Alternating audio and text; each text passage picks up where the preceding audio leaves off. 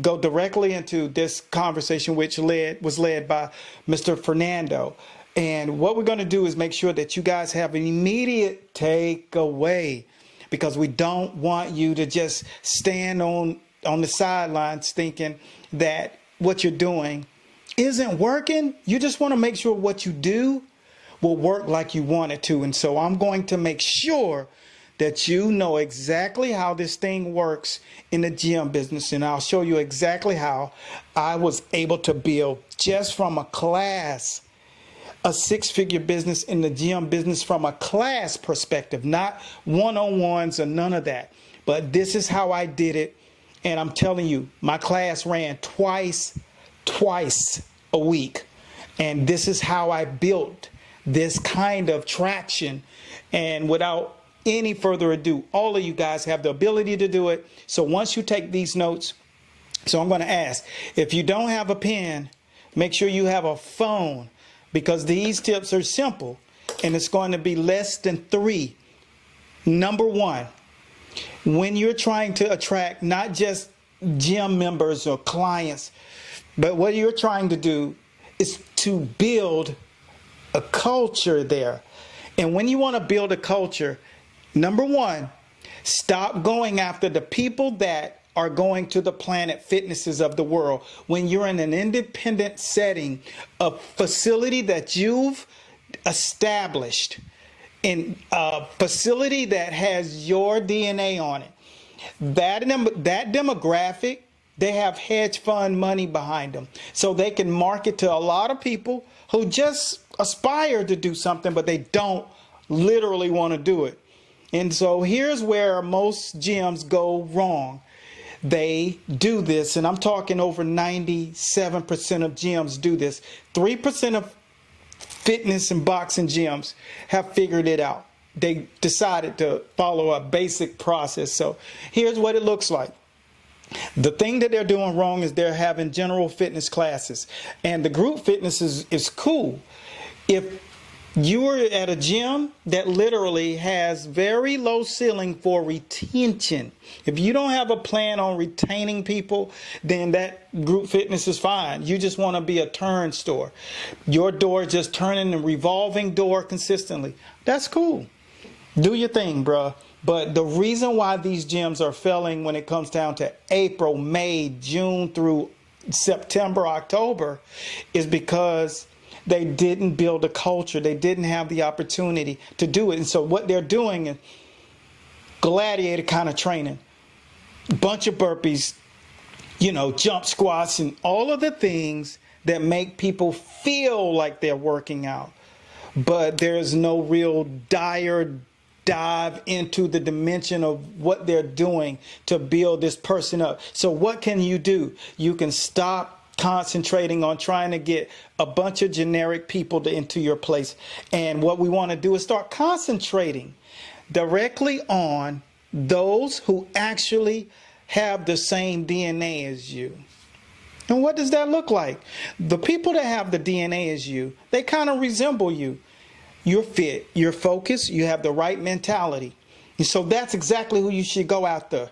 Those people who are walking around not in their peak shape, but you can tell that they're in shape. You want to create a vibrant vibration inside of your facility.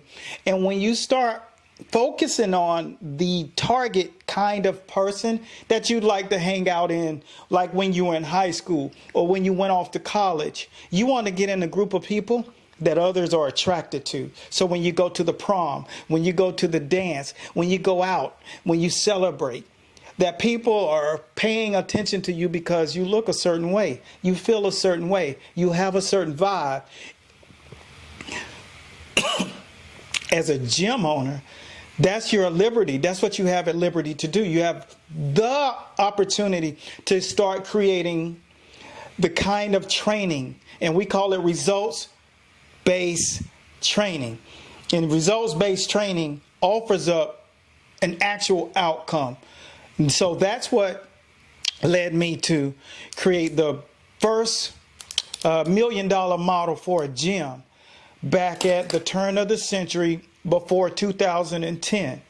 I was able to create that because if you're training physically, and I also had an online presence by 2013, if you're training physically and your class is on autopilot, it's just crushing it. We had to select people. We had classes as big as 65 people inside of it, that we'd have to take the dynamics of it outside, and we took the dynamics of it to the beach outside. We had to create a retreat to give people an extra opportunity to do this. And that's not for your everyday gym goer. These people earn their spot. They have a higher purpose. They want more. They have a different level of calling.